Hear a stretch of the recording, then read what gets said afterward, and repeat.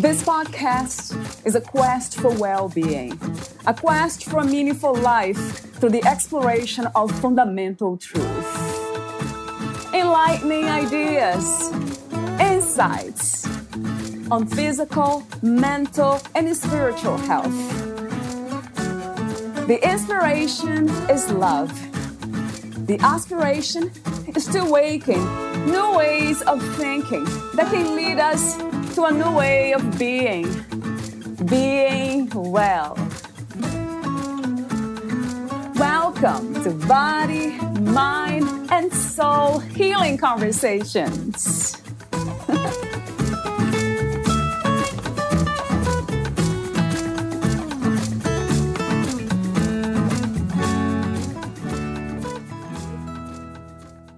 The reconnection with our gut instinct and our intuition is paramount. So how do I reconnect with my intuition?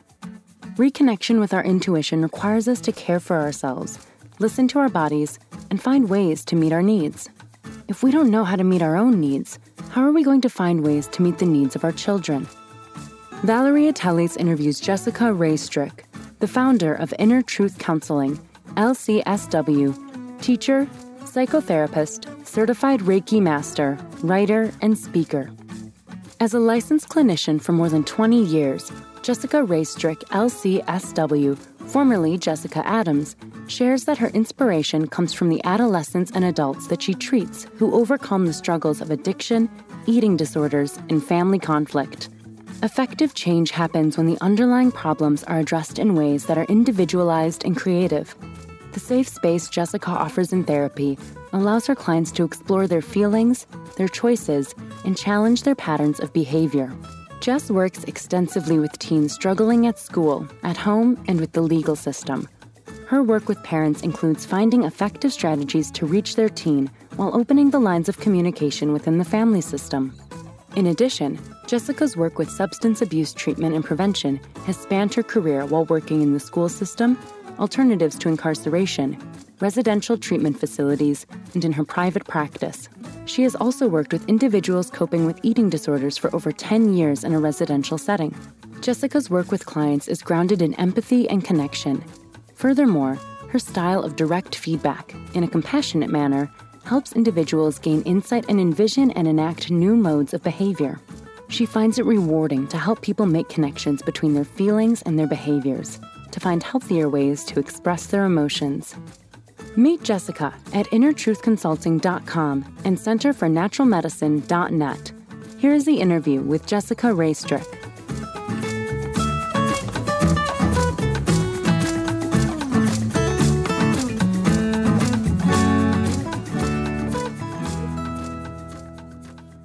In your own words, who is Jessica Ray Strick? So I have been a psychotherapist for over 20 years, and I am a woman who is really passionate about helping people to find their inner truth. I feel so strongly about along our journey in life, being able to have someone that we trust, that we can speak with and get back to our intuition. I absolutely love working with people. I love people's energy, and I couldn't imagine doing anything else in this world. When did you discover or uncover this purpose, those gifts in you? So it's been a process. When I wrote my 8th grade career report on becoming a therapist, so my English teacher had us write this report, and I was very fortunate when I was a young girl. I was struggling with my own kind of just inner stuff. I felt like I've always been that person that speaks what other people think, but aren't necessarily comfortable saying. Yeah. And so as a result, that presented its own challenges within my peer groups and growing up. And so my mom one day said, "Have you ever thought about talking to a therapist?" And I was like, "No, people are going to think I'm weird. I can't do that." And then I did it. And it was truly one of the best gifts that I have ever been given in my life. And so through my own self-exploration at a young age and just looking at who I am and becoming more comfortable with who I am and my quirks and everything, I knew very early on that this is a gift that I wanted to be able to share with other people, and just having that space to be who they are with no judgment and just have that freedom. And it sounds very much like that. If we can be ourselves, that is liberation from my perspective. It is. And I feel like, too, who am I to sit as a therapist if I haven't done or continue to do my own work and my own growing? Because it's not, I'm not doing any justice to people that walk through the door if I'm not taking self-inventory and exploring kind of my stuff as well. And that seems like an ongoing journey or path, right, Jessica? This inner exploration, inner work. It is. And that's what led me to Reiki, is that through, I've had, just like everybody, we all have our stuff. And so a couple of years ago, when I started my business, I had 3 major events happen at one time. I started my own business, I lost my father, and I got divorced. And those are, 3 major events. And so during that process, I again went back to see somebody and started exploring, like, how is this affecting me? What do I want out of this next stage of my life? And through that, I had met people along the way. And this one woman said to me, you have a gift. You need to do Reiki. And I followed it. I listened to the universe. I listened to the energy. And it was the best thing that I could have ever done. Talk to me about intuition and instinct. How would you describe what intuition is? And is there a difference between intuition and instinct? Intuition, I use the words interchangeably, not necessarily that they are, but I very often use the words interchangeably. Right. As far as intuition goes, what I believe is that when we're born into this world, we're born extremely pure. And it's as we grow up, we grow up in families. And so there's a lot of energy. Everybody carries their own energy, right? And so as we develop, that energy impacts us in one way or another. And so there are times that through our parents, through our siblings, through whomever is close in our lives, sometimes we take on their energies. And it's as we get older and we're more mature and we're able to self-reflect, it's then that we start being able to sift through what is our intuition and what is not. And to me, intuition is your own voice. I believe that we all have our truth. We all know our truth, but it's whether or not we listen to it, because we don't live in a society where we're quiet enough to actually hear what our gut. A lot of people use, what's your gut saying? We don't often give ourselves the space to actually hear what our gut is saying. But very often our body will tell us, like when we're in a situation, like a social situation, and something's going on, and our tummy starts to turn. Your body's telling you something doesn't feel right. But very often we just breeze right by that and just keep going and don't ever take time to reflect, like, well, what just happened there? And so to me, that's your intuition, is either it shows through your body physically, or it's the little voice in your head saying something's not right here or something doesn't feel right. So, for example, can you give me an example of the signs of intuition? You just mentioned the stomach. What's the main message or the most common message when that happens, Jessica? For a lot of people, in my experience, they don't start listening until their body starts reacting. So we see that through anxiety. We see that through depressive symptoms. We see that through your stomach turning, your chest feeling heavy, getting frequent headaches, neck tension. So those are all ways in which your body is saying to you, something is off. And a lot of people, like I can carry it in my neck, and at the base of my head. And so very often when our body is talking to us, it takes the awareness or the pause. The pause is huge. And so what I try to do, and am I perfect at it? No, nobody is. Right. But what I try to do is when I'm feeling something, doing that check-in, saying, okay, what's happening? Like what just happened? What am I feeling? And sometimes too, to speak to your point, where it can be confusing is our body also houses old emotions. Right. So if there's some residual stuff that's kind of still in there from stuff we experienced, emotions that we experienced when we were younger, or for some people it's trauma, whatever that may be, sometimes it's looking at, okay, is this old emotion or is this current emotion? And typically what I've found with people is when it's old, they don't know why they're feeling the way they feel. And that can very often be a sign of this is old stuff that's been triggered by something that just happened. Whereas when it's current, it's easier to identify, oh yeah, this happened today and this is what's going on for me. Does that make sense? It does, yeah, very much. So that's why Reiki helps a lot to release those old emotions, trapped emotions, as some people call them. Let me ask you more questions about Reiki in a moment. Another question I have for you, the open questions, is an open one about the purpose of the human experience. What do you think that is? I think everybody's purpose of human experience is very different. Yeah. For me, it's about connectedness. It's about being human. And I have found I don't see myself, I don't practice psychotherapy in a very traditional way in a lot of senses, meaning I am very much able to be raw and vulnerable and be in that space with my clients every day. Yeah. Because to me, it's really important for them to, like we all learn in school, don't bring your stuff into the room, right? Yeah. Fair. And if we use self-disclosure, use it in a way that is purposeful for the client. I see it being so important that people know that we're human too. I don't want to be put on a pedestal. I'm not, and I tell people that when they walk in my office, I'm not the all-knowing. I don't have a crystal ball, but I'm here to be genuine and be raw and be real with you and help challenge you. And what I say to people is, I'm going to throw a bunch of stuff at the wall and you tell me what sticks. Right. Because they have their truth. And I see the therapeutic room as being a place for people to discover their purpose, for people to discover what the meaning of life is for them.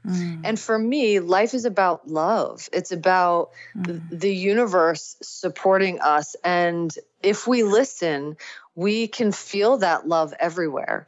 But very often we can get so caught up in our everyday life and the stresses of being a mom and being a wife and being a daughter, and that we need that recentering.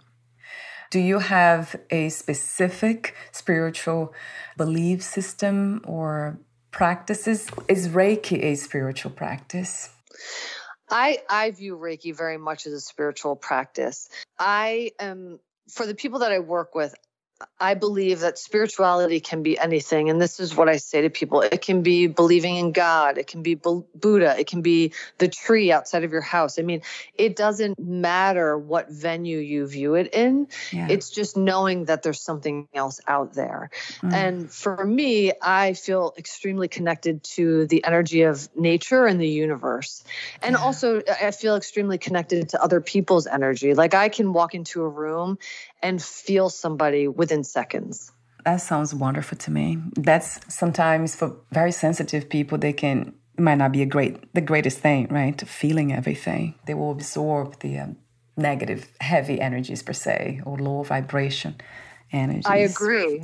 And I think that's why in my practice, I attract so many people that are extremely intuitive and extremely aware of energy, but they don't know it because energy is not something that I feel is discussed enough in our culture. Yeah. And so a lot of people will come in and say, I'm feeling anxious. And there are times where I think some of their anxiety is not actually theirs. It's someone else's in their life, whether it's their mom that they live with or their child, or it's an energy that they're taking on because of exactly what you're saying. They're not aware of how to protect their own energy. Yeah. And I think that it's huge. And I think there are so many people that feel these energies so intensely, but we don't give enough credit to that. We're too quick, I feel, culturally, to diagnose something. Oh, you have anxiety. Right. Oh, you have depression. Whereas I view these things as they're manifested because we're at conflict with ourselves for one reason or another. This conversation is not being present in many homes and on TV, mainstream TV. So in this case, if you could give some advice or suggestion, what to do when we perceive that that's what's happening, that we are taking on energies from other people around us. Is that something that you teach also? Yeah. So one of the things that I recommend people do, the first thing is taking that pause. Like when they start to feel something in their body, taking that pause and asking themselves, and it's levels of awareness, right? So these are all things that we need to practice on a regular basis. So the first part of the practice that I teach people is first, like in the beginning of the day, what do I need from today? And so starting by meeting those needs, then that's a way to just get in tune with yourself. Because I feel like we are so disconnected, like from mind and body. I feel like a lot of the times we stay in our head, and being in your head it's an emotional and a spiritual override, right? Because it's easier to think and ruminate than it is to feel. So for a lot of people, I recommend in the beginning is just when something feels off, just stopping and saying, what am I feeling? Like, it's really that simple. Like, what am I feeling? Where am I feeling it? And asking those questions. And for some people, writing things down is really therapeutic. So writing that down and then just keep paying attention. And then over time, you start to see the patterns that develop. You start to see, my belly turns when I have to drop my son off at school in the morning. You know what I mean? And then as you see those patterns, and that's where writing can be super effective, or putting it in the notes in your phone. And then at the end of the week, like seeing it in black and white on paper, and then reflecting, okay, so what was happening at each of these times? So in the beginning, it's literally just about heightening awareness. And then the next layer is how to stop in those moments and then feel, instead of thinking about it, just feeling it. And a lot of the times when we allow ourselves to feel things, they will pass much quicker than when we try to fight it. So true. I mean, that's a huge, important message, to feel our feelings and to embrace them, and not to try to escape or push away, which is a very common practice that most of us adopt, just trying to escape from them. That is so true, Jessica. If we can do that, life would be very different in this reality. Totally. So I have a few more questions for you. Let me ask you this one. This is a fun question from my perspective. What do you love most about being in a human body? I love everything. That's a hard question to narrow down. I love feeling. Oh my God, this is fabulous. I love feeling. I love seeing, I love hearing. Like, I love all the gifts that we have with being in our bodies. Like, it's as much as initially when you get into your body, it can be hard because you're feeling discomfort. You know what I mean? And it's when people feel discomfort, most people are like, I don't like this. I want it done. Let's move past. But I love what my body tells me. And it's taken me a time to get here. Like, this isn't something that, I've been able to do my whole life. It's taken consistent and practice and, commitment. But I love feeling how things affect my body, what I put into my body, what foods I eat, what, activities I engage in, what music I listen to. All of those things provide a different feeling, what movies I watch, and I love that. And I love being able to share people's emotions with them. To me, that is the greatest gift that there is in this world, to be able to cry with somebody over joyful things, to be able to cry with somebody when they're sad, to be able to just feel and be in that moment with them so that they don't feel alone and they realize that this person is walking alongside me on my journey. And everybody I work with, I thank them. I truly feel like it's such a gift when people welcome me into their journey, because that's a scary thing to do. It's a scary thing to do, to be raw and vulnerable and show someone your inner truth. I mean, it can be really scary if it's not done with the right person. And I am so grateful for that every day, truly. So you are the founder of Inner Truth Consulting. What was the intention and the purpose of creating this company, which you already actually talked about now, beautifully described? No, I can keep going. Right. So I could talk for days. So honestly, the intention was that I have worked in mental health for many, many years, and I have been on the front lines in foster care. I have been on the front lines in working with adolescents, working with people in jail for drugs and alcohol. And I got to a place where I'm not a delicate wallflower, meaning I am someone who, when I feel, I'm very passionate. I'm a passionate human being. And when I feel strongly about something, I will fight for it. And I feel like our mental health system is truly broken, and it made me sad. And so I got to a point, where I had worked my way up. I'd run facilities. I've been in high-powered positions, and I'm so passionate about being a leader.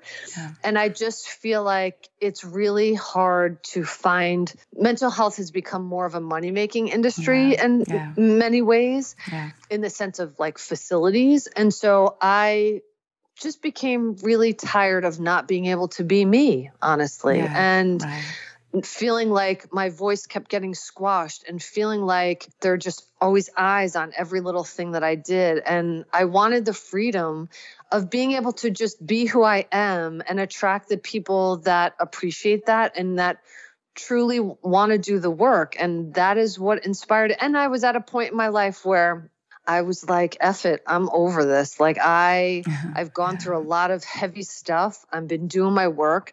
I want freedom, emotional, spiritual. I want freedom. And, at the time I was a single mom raising my son. And I said, you know what, there's no better time than now. And that was the biggest leap of faith I've ever taken in my life. And it was every ounce of it. And I feel like because of that, because of the leap of faith, because of my father passing away, because of, my relationship ending, those were all gifts. Mm-hmm. Those were all truly gifts that allowed me greater perspective to help people that I help. And that's how it started. Right. And that's something that we often don't see, the gifts behind the challenge. Not at the moment, but there is always a gift. If we can open our minds and our hearts, there is always a new door everywhere. And be scared and be vulnerable and be like, I felt like a hot mess. And it was, there was something so beautiful because I've always been the person that is fine. Like, she's fine. She'll handle it. She'll take care of it. Like, I have always been that person that people go to because they know I'll take care of it. And it was so freeing to have that time in my life where I felt like a hot mess, but I was okay feeling that way. And so me being able to sit in that space for me allows me to be able to sit in that space with everybody else. And it's scary. It's anxiety provoking because you have no idea where you're coming out on the other side. Yeah. But that is when it's true. That is when the most beautiful growth occurs. Yeah, it sounds very powerful to me. If we can do that, be comfortable with the unknown, the unexpected, the unseen. What a gift. Thank you, Jessica, again for being you. So, talk to me about how you integrate Reiki and psychotherapy. Is that something that's new? I do think it's newer, yes. So for me, how I do it, because every Reiki master, I've had Reiki from different people and everyone has different gifts, which is what's beautiful. And every therapist has different gifts, right? So the way that I do it is Some people start off just coming to me for therapy. Other people start off just coming to me for Reiki. And I offer it. I am a big believer that people know what they're ready for or know what they need. And so I don't push it. If someone, I offer it and say, how do you feel about, us trying, like if someone's coming to me for therapy initially, I'll say, how do you feel about us trying some Reiki, trying to move it through? And I explain to them. And if they say yes, great, let's do it. And so I'll set up a separate session that is Reiki, and I have them, everybody does it a little differently. What I do is I have them come into a room, I have them lay on a massage table, it's heated, I get them really cozy because to me, I also view it as a really nurturing experience. A lot of the people that I do work on are women, and so a lot of the women I work with are givers. They're giving and giving and giving, but they're not allowing themselves to receive. So I see this as a huge honor that they're allowing me to nurture them. So when they're on the table, I play some meditation music with no words, but just soft. I have the lights down and I just have like a Himalayan rock salt lamp going. And very often I use stones, so intuitively before they even come in, I pick out the stones that I feel they need and I have them hold one stone in each hand. And then as I do my practice, I get messages. But it's what's so amazing is that it's different depending on the person. So for some people, the messages I see, depending on what points what places in their body, I'll get visions of animals. For other people, I'll see people in their life. And then for other people, I will hear things. People will say things to me, or I'll see names. So what happens is that before session, I'll show people, because some people are skeptical. So I'll show them the pendulum, and then I'll have them use the pendulum on themselves so that they can see I'm not moving it. And then afterwards, I go through each, part of their body. Afterwards, then I'll do the pendulum again to show them that everything is open. And then we sit down and process.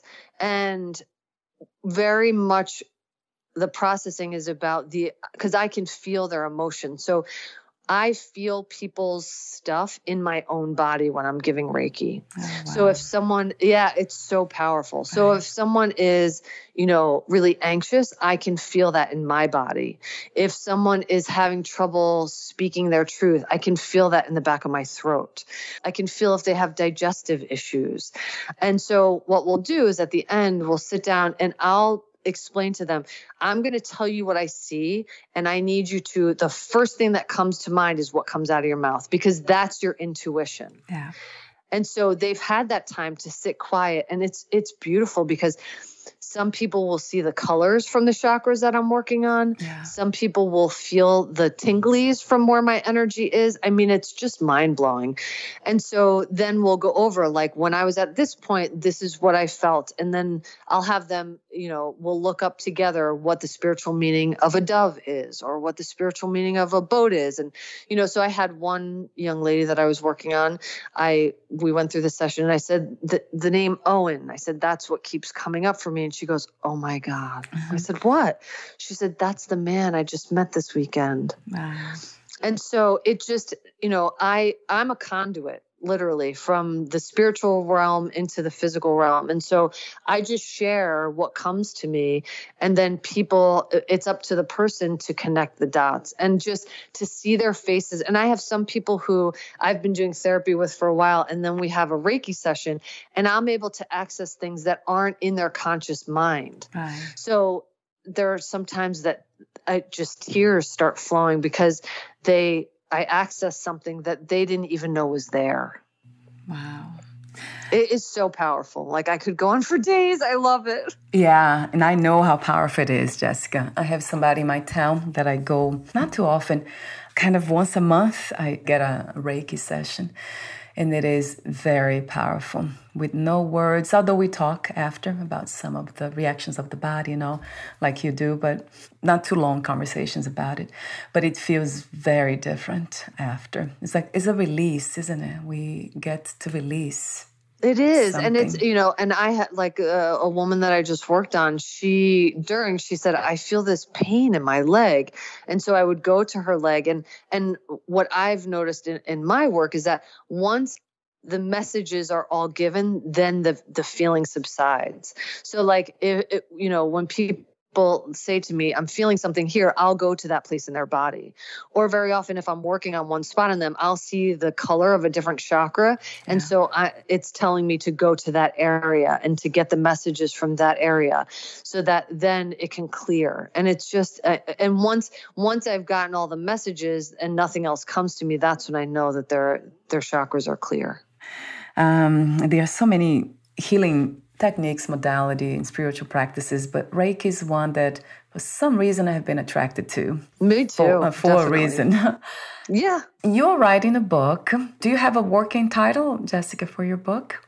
I don't. It's very much around intuition. I'm allowing it to unfold. And I do a lot of my practices with my husband. My husband is a naturopathic physician, and he specializes in traditional Chinese medicine and acupuncture. So he and I have also done a lot of work together around psychotherapy and acupuncture. And so there are times that I'll do therapy with people while they're on needles. And so the concept is the same in terms of energetically moving things through your body. And so we are working together to just kind of put all the great stuff that we're seeing and the healing that we're seeing and learning together into on paper for people to just to share to the world, because there's so much goodness that's coming out of it. But it's very much around intuition and helping people. That is the key, is helping people to get back to their intuition energetically, spiritually. And so that's the theme. To reconnect with that, which is already there, this powerful resource we have that has been always there. And we have lost connection with it. And let me see if I have one more question about intuition. I think I asked before someone here on a podcast about what are the main signs, like what is one big sign that really shows that we have accessed our intuition. And I remember somebody saying that is love. Intuition is always connected to love. Do you agree with that, Jessica? I do. I agree that it's connected to love. I think that for me, when I see people connecting with their intuition, how it shows up is they're able to say to me, like if I throw something out, they're able to say, that doesn't sit right in my belly, or that doesn't resonate with me. And then they're able to speak what does resonate with them. So that's very often how I see intuition coming out in the people that I work with, is that they're able to speak it and they're gaining clarity. I think clarity is such a big piece of our intuition. Very often when we're not connected to our intuition, there's a lot of confusion, which fuels anxiety, right? Because we don't know where we're headed, what we're doing, what's going on. And so the clarity to me is a huge sign that we have accessed our intuition. There is something about intuition that's also, let's say, it's playful, isn't it? It doesn't show us everything, but there's a sense of trust that we can trust that what's happening. I think that is the key, is that it's this, you hit the nail on the head. It's this inner trust that when we're ready to know it, we'll know it. I think that, that's what I mean about the clarity, is that when we don't have the clarity, it's having that confidence that I know that the clarity is going to come when I'm ready for it. And just trusting in ourselves. And when you've accessed your intuition, that trust is there, that trust is implicit, and you're able to stand in that intuition no matter what people say to you, no matter what things are thrown at you. You're able to say, no, I know this is what's going on. And it's such an empowering feeling to know your truth. I mean, it just feels phenomenal. I love the way you say that. Yeah, knowing your inner truth. And I wonder if this is the only truth that really exists, our inner truth. There's no such a thing as a truth with capital T, the ultimate truth. I think you're right. I do believe that because I do a lot of work with couples and co-parenting after divorce, and it's, there's that classic saying, there's, my truth, my version of the truth, your version of the truth, and the truth lies somewhere in between. But as I've worked with people, especially in that situation, it's not about the truth and the facts of the situation. It's about your truth and how your truth fuels your behavior and how it fuels your interactions. And when you can understand what's behind your behavior, then you're much more easily able to show up in a dynamic differently and with love and with understanding. Whereas when you're constantly in search of that, like people say, you're lying. It's like, whoa. It's not. We need to get to the underlying emotions here, because it's not about who said what. Like, this is not a he said, she said. It's about, okay, when this is said, this is how I perceive it. This is what I feel. This is what I hear.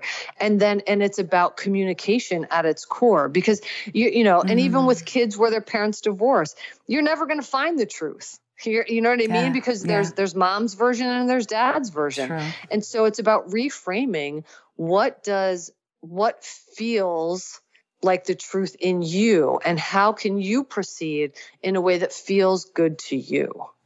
It is an empowering place to operate from. If we can shift perspective, that's almost like creating or recreating our lives, isn't it? It's creating our own lives, our own experience. It very much so is, because if we take the time to create, because we have the power to create, how we show up is largely going to determine how we engage with the world around us. If we show up from a loving place, and we're able to, and it's joined with how we communicate our love. If we show up and are able to communicate from a loving spot, the opportunities are endless. It's when we show up from a place of defensiveness, when we show up from a place of wound, that there's a phrase that I love. If you don't heal what hurt you, you will bleed on the people who didn't. If you don't heal what cut you, you'll bleed on the people who didn't. But it's something along those lines. And it's so true. And so when we can heal our own wounds, we're better able to show up in every area of our life with love, so that we're not wounding others. Yes. Thank you for saying that too, Jessica. So true. That's why the healing work, this inner work, it's so important. Thank you 1,000 times Thank you for doing that. So we're almost at the end. I do have a few more questions for you, the ending questions. Before that, talk to me a bit more about your services. Do you offer them online, in person only? How does it work? So I offer both. I offer what people are most comfortable with. And that's what I say to everyone, is what feels right to you. Because again, this is by me asking them that, it's creating that space for people to think about it, right? So for some people, we do all in person. For some people, it's a combo deal of in person or virtual. For some people, it's just virtual. Some people's phone, some people's, Zoom. I am completely adaptable to what people's comfort level is. And I also tell people, I'm not a therapist that says, you need to see me once a week at this time, blah, blah, blah. Like, I say to people, so, when do you want to talk again? What do you think you need? So my last questions to you. What is another word for life? Love. If you knew you would die soon, meaning leaving or losing the body, would you make any change or do anything in a different way? No, I have always felt so strongly about living my life without regret. And I could die tomorrow and I feel great about the life I've led. I love that answer every time I hear, not changing anything. And my last question is, what are 3 things about life you know for sure as of this moment? That it's ever changing, that love is everything, and gratitude for the people, the experiences, and the gifts that we're given. That's a huge component, isn't it? Gratitude. Thank you so much, Jessica, again and again, for your presence, the work you do, how you do it, your authenticity, and this beautiful message of inner truth. You just reminded me over and over about that. That's a beautiful reminder. Thank you. Thank you for your time and just being so interested in what I do. I'm so grateful. And thank you. And before we say goodbye, where can we find more information about you, your work, your upcoming book, services, and future projects?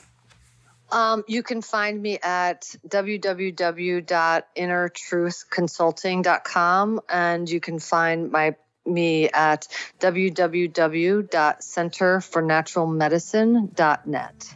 Wonderful. Thank you again, and we'll talk soon. Awesome. Thank you so much. Have a wonderful day. You too, Jessica. Bye.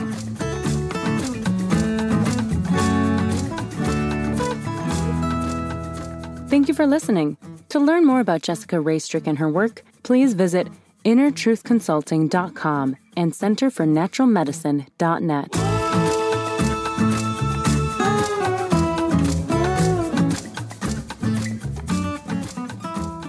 To learn more about this podcast, please visit fitforjoy.org/podcast. Thank you again for listening, and bye for now.